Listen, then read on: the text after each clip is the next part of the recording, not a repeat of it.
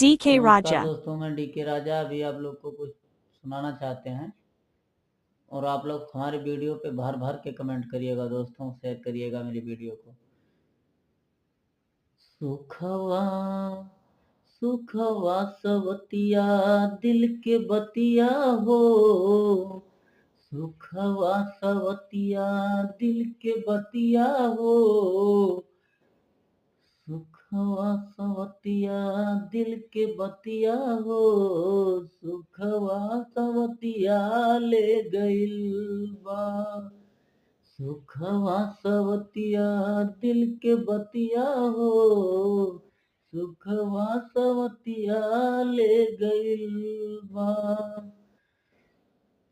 दोस्तों, हमारे वीडियो को ज़्यादा से ज़्यादा लोग शेयर करिएगा और कमेंट करिएगा दोस्तों, भर भर के प्यार दीजिएगा।